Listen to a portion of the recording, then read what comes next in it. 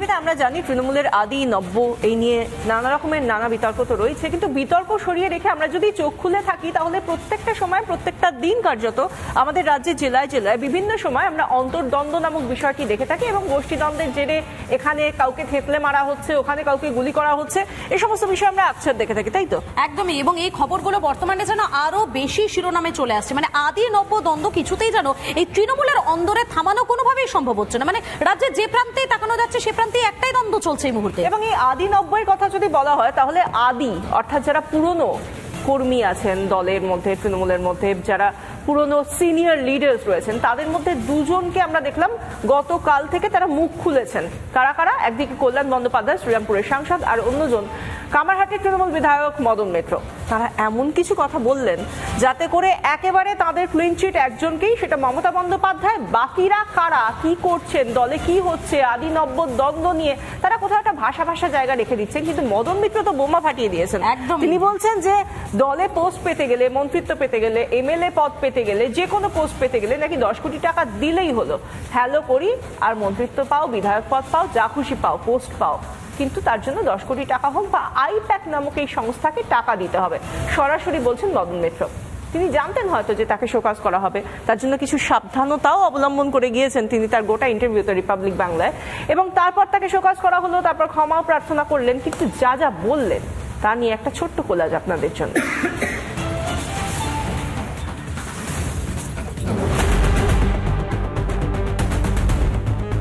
দুর্নীতিগ্রস্ত তৃণমূলকে ভোটের বৈতরণী পার করার দায়িত্ব দেওয়া হয় আইপ্যাককে। 2021 বিধানসভা হোক বা 2024 লোকসভা, তৃণমূলের তরি সফলভাবেই পার করিয়েছে প্রশান্ত কিশোরের সংস্থা। কিন্তু দুর্নীতি ঢাকা দিতে যে আইপ্যাককে আনা, তারাও কি দুর্নীতিগ্রস্ত? এই প্রশ্ন শুধু বিরোধীদের নয়, খোদ কামারহাটির বিধায়ক মদন মিত্রের মুখেই আইপ্যাকের ভুরি ভুরি দুর্নীতির অভিযোগ। আইপ্যাকের তো নিজস্ব কোনো আদর্শ সমীকরণ কিছুই নেই, তার কারণ ওরা তো একটা কর্পোরেট অফিস। ওদের কাছে হচ্ছে টাকা তৈরি করো, কিভাবে টাকাকে টাকায় বাড়ানো যায়। আইপ্যাক আমাদের অনেক ক্ষতি করে দিয়েছে। আইপ্যাক যদি আরো বেশি দিন থাকে এবং এই টাকা নেওয়া দেওয়া এইসব চলতেই থাকবে। আইপ্যাককে দিয়ে তৃণমূলে টাকার খেলা চালাচ্ছে দলের নবীনরা। দলনেত্রীকে অন্ধকারে রেখেই চলছে টাকার খেলা। মমতা বন্দ্যোপাধ্যায়কে অন্ধকারে রেখে দলের মধ্যে অনেক জায়গায় টাকার লেনদেন বিভিন্ন জায়গায় হয়ে যায়। 10 কোটি টাকা দিলেই তৃণমূলে নাকি মন্ত্রী হওয়া যায়। কি বললেন কামারহাটির তৃণমূল বিধায়ক, শুনুন। আমার কাছে এই মুহূর্তে যদি 10 কোটি টাকা থাকে, আমাকে কোন পোস্ট আপনি দিতে পারবেন? মদন দা, মদন মিত্র। অ্যাকচুয়ালি কথাটা এইভাবে বলা হয়নি। কেউ যদি মনে করে টাকা দিয়ে কিনে ভাই 10 কোটি টাকা দিচ্ছে, একটা পোস্ট দে, দিল, না দিল।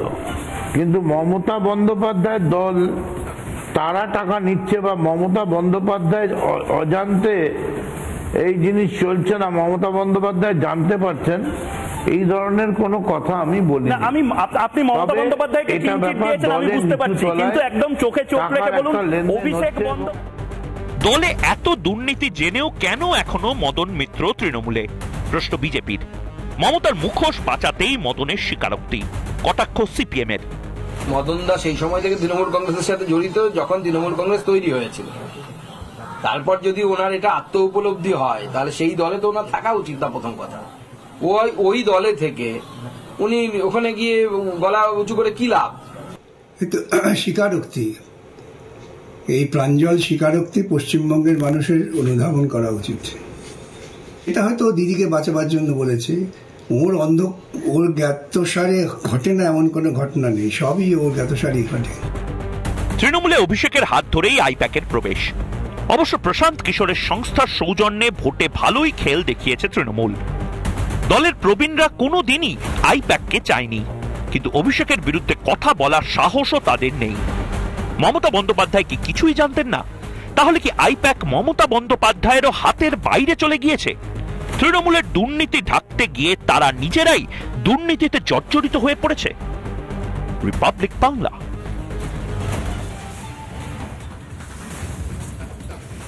সকাল সকাল এই নিয়ে যখন আমরা কথা বলছি তার জন্য আলোচনার জন্য গেস্টও প্রয়োজন। আমাদের সঙ্গে গেস্টরাও চলে এসেছেন এই মুহূর্তে। প্রীতম দত্ত রয়েছেন বিজেপি মুখপাত্র, এবং রয়েছেন আমাদের সঙ্গে রাজুবাবু রয়েছেন, যিনি অবশ্যই তৃণমূলের সমর্থকও বটে। আমরা তার সঙ্গে কথা বলবো। প্রথমেই রাজুবাবু, আমরা এই যে আইপ্যাক নিয়ে কথা বলছি, আইপ্যাক তো আমরা জানতাম ভোটের আগে আইপ্যাককে আনা হয়েছিল, তাকে অনেক রকম ভাবে বিরোধীরা বলতেন যে আইপ্যাক তো হোম টিউটর, কোনো একজন নির্দিষ্ট মানুষকে টিউশন দেওয়ার জন্য নাকি তিনি এসেছেন, ভোটগুরু প্রশান্ত কিশোর, তার হাত ধরে আইপ্যাক। কিন্তু আইপ্যাকের এত ক্ষমতা তৃণমূলের অন্দরের সংস্কৃতিটাই বদলে দেবে, তোলাবাজি করছে, 10 কোটি টাকা দিলে মন্ত্রিত্বও পাইয়ে দিচ্ছে, এত ক্ষমতা কে দিল আইপ্যাককে? দেখুন, মদন দা একজন সিনিয়র নেতা, সেখানে দলের পুরনো সৈনিক, বহুদিন ধরে দলের প্রথম থেকেই রয়েছেন। কিন্তু মদন দার মতো একজন মানুষ, যিনি একজন সিনিয়র পলিটিশিয়ান হয়ে এরকম পাবলিকালি বিভিন্ন মিডিয়াতে বলা, সেটা আমরা অন্তত এরকম ভাবিনি যে এরকম মদন দা বলতে পারেন। যদি তার কোনো বক্তব্য না দলের তার যদি কোথাও কোনো সমস্যা থাকে, তার যদি কোথাও কিছু মনে হয়, সেটা দলের সঙ্গে আলোচনা করবে। এইভাবে বাইরে মিডিয়ার সামনে বলাটা কেন মনে হচ্ছে দলে আলোচনা করেনি? বারবারই বিভিন্ন সময় বলছেন দল নাকি কথা বলার জায়গাটাই পাওয়া যায় না। বলছি আইপ্যাক সংস্থাটা কোনো রাজনৈতিক দল নয়। আইপ্যাক হলো তারা সার্ভে করে, তারা কোনো পদ দেওয়ার ক্ষেত্রে নেই, পদ নেওয়ার ক্ষেত্রে নেই। তারা যেটা করে বিভিন্ন জায়গায় ইভেন্ট যেগুলো হয়, প্রোগ্রাম যেগুলো হয়, কিরকম ব্যানার হবে, কিন্তু আইপ্যাকের কারণে দলে মানে তৃণমূলের অন্দরে গোষ্ঠীকন্দল রয়েছে। উনি কেন বলেছেন সেটা তো ওনার ব্যাপার। আমি বলছি আইপ্যাকের যেটা মানে উনি, আপনি তো বললেন উনি একজন বর্ষিয়ান নেতা, উনি পুরনো নেতা, নিশ্চয়ই কিছু জেনেছেন জন্যই বলেছেন, না জেনে তো তিনি বলবেন না অবশ্যই। আমরা যতদূর জানি, আমরা এবং দেখেছি বিভিন্ন ক্ষেত্রে আইপ্যাক ব্যানারটা কি ডিজাইন হবে, আইপ্যাক কিভাবে ক্যাম্পেনিং হবে, কিভাবে কোন রাস্তা দিয়ে র্যালি যাবে, কি যাবে, এই ম্যানেজমেন্টটা, ইভেন্ট ক্যাম্পেনিংটা আইপ্যাক করে। আইপ্যাক কোনো রাজনৈতিক দল নয় যে সে পদ দেবে বা পদ নেবে। মদনদা বলেছেন হয়তো কোনো তার কাছে কোনো কথা। রাজুবাবু, আপনি যেটা বললেন খুব ভালো লাগলো শুনে, যে ইভেন্ট ম্যানেজমেন্ট করার জন্য এসেছে। আচ্ছা মধুকল্পিতা, ভাবো আমরা তো ওয়েডিং প্ল্যানারদের দেখি, বিয়ে বাড়ির যারা কাজকর্ম করেন, তো তারা কি কখনো ঠিক করে দেন যে আমি কার সঙ্গে বিয়ে করব বা আমাকে কে বিয়ে করবে? সেটা তো আমার বাড়ির লোকে ঠিক করবে, আমার পরিবারের লোকজন ঠিক করবে। কিন্তু আমার বিয়েতে আমি কত গয়না দেবো, কত কাকে ডাকবো, সেটা তো ওয়েডিং প্ল্যানার ঠিক করে দেবে। কিন্তু এখানে তো দেখা যাচ্ছে যে গোটা বিয়ের দায়িত্বটাই তারা নিয়ে নিচ্ছে। এগুলো ভুল তথ্য। এই তো আপনি তো বললেন আইপ্যাকের এমন কোনো দায়িত্ব নেই যে পদ দেবে বা পদ নেবে। আমি প্রথম থেকেই বলছি, আইপ্যাক শুধুমাত্র প্রোগ্রামগুলো অর্গানাইজ করে। মদন মিত্র যা বলছেন সব ভুল। বলুন, মদন মিত্র যা বলেছেন সব ভুল। মদনদা ভুল বলেছেন বলে তো রাত্রে সন্ধ্যাবেলা বা চিঠি লিখে ক্ষমা প্রার্থী হয়েছে। তাহলে বিষয়টা আমরা কি দেখতে পাচ্ছি? মদন মিত্র পুরোপুরি যা বলেছেন সেটা তো তিনি ক্ষমা প্রার্থী স্বীকার করেছেন, অফিশিয়ালি চিঠি দিয়েছেন। রাজুবাবু, অফিশিয়ালি মদনদা তো চিঠি দিয়েছেন, তার বলা কথাগুলো ইম্পর্টেন্ট, পয়েন্টগুলো ইম্পর্টেন্ট। আপনি এবার যদি বলার পরে ভুল ব্যাখ্যাটা দেখান না, আপনি যে দলটিকে সমর্থন করেন সেই দলটি খুব ফেমাস নেতা, সেখানে কোনো সন্দেহ নেই। কয়েকদিন ধরে এই কথাগুলো বলছেন, রিপাবলিক বাংলায় বলেছেন, তারপর তিনি জানতেন যে তাকে শোকজ করা হবে, সেই জন্য তিনি আটঘাট বেঁধেই বলেছেন।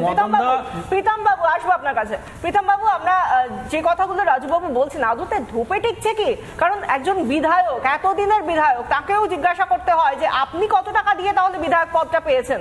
সত্যি এই প্রশ্নগুলো তো উঠে আসে, কারণ সবকিছুই যদি এত টাকার উপর নির্ভরশীল হয়, 10 কোটি টাকা দিলে এটা পাবে, জানি না তারপরে আরো কোনো রেট চার্ট আছে কিনা, তো কি চলছে এটা? বিশাখা, মদন মিত্র যেটা বলেছেন এটা ও লাভলি পিরিয়ড চলছে তৃণমূল কংগ্রেসে। চারিদিকে শুধু টাকা টাকা টাকা, কারোর গার্লফ্রেন্ডের বাড়ির খাটের নিচে টাকা, কারোর দেয়ালের উপরে উঠে পড়ছে টাকা নিয়ে, কেউ মোবাইল ফোন ফেলে দিচ্ছে, শুধু টাকা অ্যান্ড টাকা। এবং এটা জবাবটা কে দেবে? দেখুন, আজকে ও লাভলি মদন মিত্র যেটা বলেছেন, এবং এর আগে কয়েকদিন আগে যে মেয়র ফিরহাদ হাকিম বলেছেন যে যা হয় সব ডিসিশনটা ক্যাবিনেট ডিসিশনে হয়। তো এই ক্যাবিনেট ডিসিশনে পার্থ চ্যাটার্জি ওই এক একজনকে টাকা তোলার বড় বড় জায়গায় সিসিতে পাঠিয়েছিলেন, এবং এই ক্যাবিনেটের ডিসিশনে আপনি যারা মন্ত্রিত্ব নেয় সেটা মুখ্যমন্ত্রী ঠিক করে, সেটা সব জায়গায় সব হয়। আবার অন্য কথা বলছেন, সুতরাং ক্যাবিনেটের সিদ্ধান্তের মতো এখানে তো সবথেকে যিনি সিনিয়র লিডার সুপ্রিমো দলের, তিনি কি বলছি, আমি ওটাই বলছি যে তাহলে যে আমরা সবসময় বলি যে ওনার পদত্যাগ চাই, কেন বলি? উনি নিজের দলের কথা জানেন না, উনি বাংলার মানুষের কথা জানেন না, উনি কি জানেন? উনি জানেনটা কি? উনি সেই জন্যই উনি জানেন না দেখি ওনাকে পদত্যাগ করে সরে যাওয়া উচিত। তার কারণে যে বাংলাকে রসাতলে নিয়ে গেছেন, চারিদিকে শুধু টাকা তোলা চায়, তৃণমূল কংগ্রেসের কিছু করে না। এখন ও লাভলি মদন মিত্র আর এদিকে ববি হাকিম, আপনার এদিকে সুব্রত বক্সী, এই যে নিজেদের মধ্যে যে দলাদলি, এই করে বাংলার কোনো উপকার হচ্ছে না, বাংলার কোনো উপকার হচ্ছে না। বাংলায় মানুষ মরছে, বাংলায় শূন্য ইনভেস্টমেন্ট আসছে, বাংলায় আজকে অবস্থা খুব খারাপ, বাংলায় চারিদিকে টাকা পাওয়া যাচ্ছে। পিতানুদা তথাগত রায় আর উনি বলে দিন একটা কথা বলবো, আমি একটা কথা বলবো, সভাপতি আজকে যিনি বলুন না বলছেন যে তৃণমূল কংগ্রেস একটা ইভেন্ট কোম্পানি। আরে দাঁড়ান প্রীতম বাবু এক সেকেন্ড। আচ্ছা রাজবাবু, কামারহাটের বিধায়ক, কামারহাটের তৃণমূল বিধায়ক মিথ্যুক বলুন না, আমি বলছি মিথ্যা কথা বলেছেন বলুন। তথাগত রায় তিনি একাধিকবার বিস্ফোরক বক্তব্য, আপনি যিনি বলেছেন তার কথা বলুন। আপনার দলের সিনিয়র নেতা মিথ্যুক, মিথ্যাবাদী। আমি বলছি তথাগত রায় মুর্শিদাবাদে বিজেপির অফিসে তালা দিয়ে দিচ্ছে। তথাগত রায়কে নিয়ে প্রশ্ন আসেনি, কোয়েশ্চন পেপারে নেই তথাগত রায়। আমাদের যদি একটা বলেন ওদের একটা বলতে হবে। আমি না বলতে দেব না তো। বিজেপির রাজ্য অফিসে, পার্টি অফিসে, জেলা অফিসে গিয়ে তালা মেরে দিচ্ছে বিজেপি কর্মীরা। সাউথ 24 পরগনার নেত্রী বলছে যে আমাদের নেতারা আমাকে। আমরা যখনই কোনো বিষয় নিয়ে আলোচনা করি না, আপনি পশ্চিমবঙ্গ নিয়ে কোনো কথা হলে আপনি পশ্চিমবঙ্গ ছাড়িয়ে অন্য রাজ্যে চলে যান। ভারত ভ্রমণের বিনা টিকিটে ভারত এবং সাউথ 24 পরগনা পশ্চিমবঙ্গের মধ্যে বহরমপুর। আমি কি বলছি, যখন একটা দল একটা ব্যক্তি নিয়ে কথা হচ্ছে তখন আপনি সেই প্রসঙ্গটাকে এড়িয়ে যাচ্ছেন। আরে বাবা, তথাগত রায় তো ব্যক্তি, তথাগত রায় ব্যক্তি, তখন থেকে মদন তথাগত রায় ব্যক্তি নয়। সে কি বলছে সেটা আসুন না। তৃণমূলের সংস্কৃতি খারাপ হচ্ছে, আইপ্যাকের জন্য তৃণমূলের ভেতরের যে পরিবেশটা নষ্ট হচ্ছে, তথাগত রায় বলেছেন না কামারহাটের তৃণমূল বিধায়ক বলেছেন। একজন ব্যক্তি 10 কোটি টাকা দিয়ে একটু যুক্তি খুঁজুন আপনি রাজবাবু, আপনি একটু যুক্তি খুঁজুন, আপনি একটু জল খান, একটু চা খান, কারণ আপনার যুক্তির অভাব দেখা দিয়েছে। প্রীতম বাবু ভুল বলেছে, সে ক্ষমা চেয়েছে। প্রীতম বাবু হ্যাঁ প্লিজ, আপনি অফার করবেন না, ওনার কাছে আছে। ক্ষমা চেয়েছে, ইয়ে করেছে, ক্ষমা চেয়েছেন, কিন্তু শোকজ করেছে। এইটা ভারতীয় জনতা পার্টির দলের ক্ষেত্রে হয় না। ভারতীয় জনতা পার্টির ক্ষেত্রে কোনো শোকজ হয় না, কোনো রকম চিঠি দিয়ে ক্ষমা প্রার্থনা করে না। যেটা মদনদা ক্ষমা চেয়েছে, বলছে আমি ভুল বলেছি, অন্যায় করেছি। ভুল বলেনি, একবারও এটা বলেনি, একবারও এটা বলেনি। প্রীতম একদম আপনার কাছেই আসছি, প্রীতম আপনার কাছেই আসছি। একটা বিষয় যেটা বলছেন না, ক্ষমা চেয়েছেন, ভুল বলেছেন, উনি কিন্তু সেটা বলেননি। মদন মিত্র যখন ক্ষমা চেয়েছেন বলেছেন কোনো আমার কথা যদি সুপ্রিমোকে আঘাত করে থাকে তার জন্য ক্ষমা চাইছে, একবারও বলেননি যা বলেছি মিথ্যা কথা বলেছি। আপনাকে সময় দেওয়া হবে। তুমি নিজে একটু আগে বলেছো যে তৃণমূল কংগ্রেসের ইভেন্ট গুলো, তো তৃণমূল কংগ্রেস কোনোটাই তো মানুষের জন্য কোনো প্রোগ্রাম করে না, ইভেন্ট করে। তো সেই ইভেন্ট গুলো করার জন্য যে কি সব প্যাক করে যেসব এসে টাকা নিয়ে নিচ্ছে সেটা মদন মিত্র স্বীকার করছে। এবং সেটা করে মদন মিত্র একটা সময় 10 কোটি টাকা দিয়ে মন্ত্রী হয়েছিল, মদন মিত্রের কথা। তো সুতরাং তার এক্সপ্লেনেশনটা মমতা ব্যানার্জি কবে দেবেন? আর মমতা ব্যানার্জি যদি না জেনে থাকেন তাহলে মমতা ব্যানার্জি যদি নিজের দলের কথা জানেন না, রাজ্যের কথা জানেন না, নিজের দপ্তরের কথা জানেন না, তাহলে উনি জানেনটা কি? উনি জানেনটা কি? সেই জানেনটা কি প্রশ্নটা তো প্রত্যেকটা বাংলা মানুষ করছে এবং করে যাবে যে একটা মুখ্যমন্ত্রী উনি নিজের দলের কথা জানবেন না, পার্টির কথা জানবেন না, উনি মানুষের কথা তাহলে জানেনটা কি? জানেনটা হচ্ছে কাছে কিভাবে লোকের টাকা তুলবে এবং টাকাটা দিয়ে ভোট কেনা যাবে। আপনাদের কোনো দায়বদ্ধতা নেই যে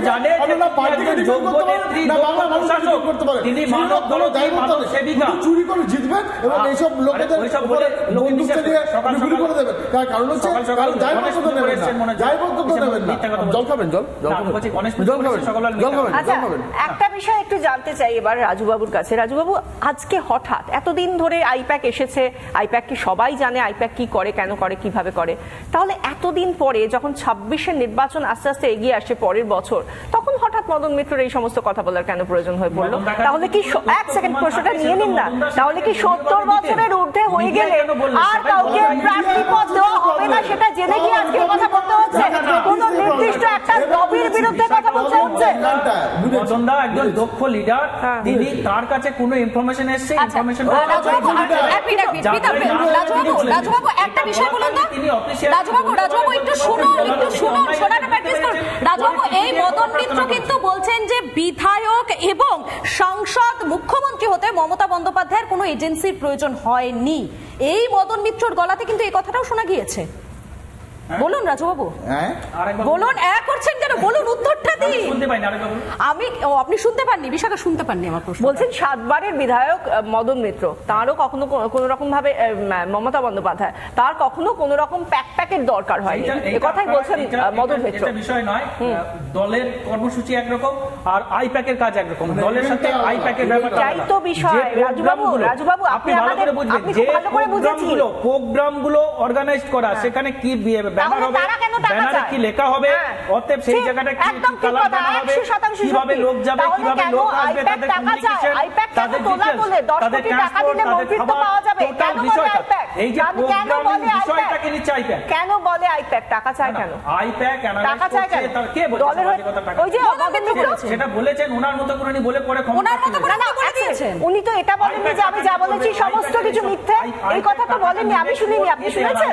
টাকা দেবেই বা আপনি শুনেছেন রাজবাবু? কি রাজনৈতিক দল? এক্স্যাক্টলি এইটাই তো বলছে। এটাই তো আমিও তো বলছি, আনপ্রেসিডেন্টেড ওয়েতে তারা নাকি টাকা তুলেছে, দীর্ঘদিন ধরে টাকা বলছে, পরে তো সে ক্ষমা প্রার্থী হয়েছে। আরে আমি তো যার কথা আপনি বলছেন সে তো বলেছে আমার ভুল হয়ে গেছে, পরে ক্ষমা প্রার্থী হয়েছে, রাজ্য সভাপতির কাছে চিঠি লিখেছে বলেছে। আপনি চুপ করবেন নাকি আমাকে বলতে দেবেন? না না, আমি বলছি চিঠি লিখে তো ক্ষমা প্রার্থনা করেছেন, এর পরে আর কি থাকে এই কথার উপরে?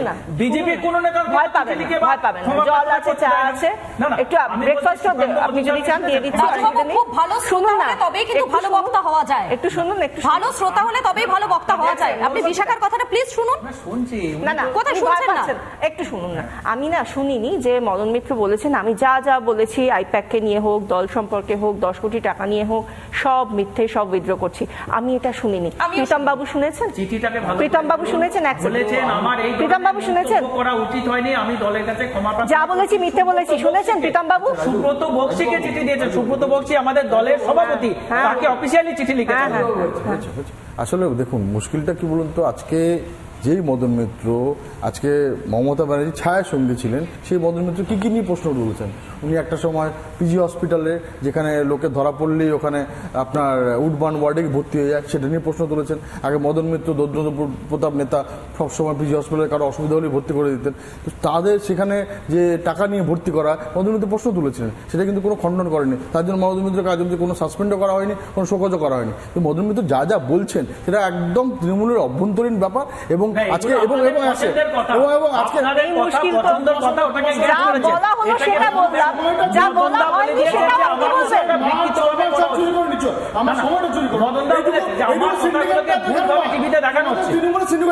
আমাকে বলতে দাও।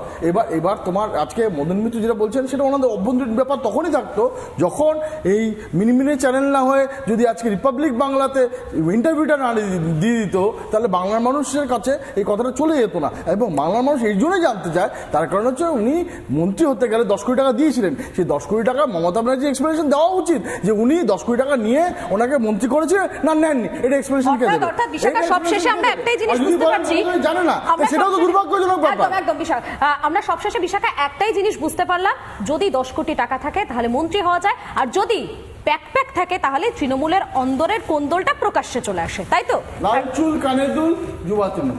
আর যাই হোক, এই সমস্ত বিষয়গুলো থাকবে। রাজুবাবু, আপনি অনেকক্ষণ থেকে অনেক যুক্তি খোঁজার চেষ্টা করেছিলেন, আপনি সময়ও পেয়েছিলেন, কিন্তু আমরা গোটা বাংলার মানুষ আপনার দিকে তাকিয়ে থেকেও কোনো সদুত্তর পাইনি। আমরা চাই না আগামী দিনে যুক্তি সহকারে সদুত্তর আপনি দিতে পারবেন কিনা। তৃণমূলের কাছ থেকে আমরা প্রত্যেক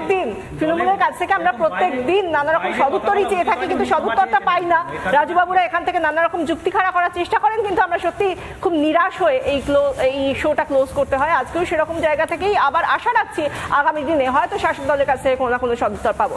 আজ চা আড্ডা আর খবর এখানেই শেষ করছি। দেখতে থাকুন রিপাবলিক বাংলা।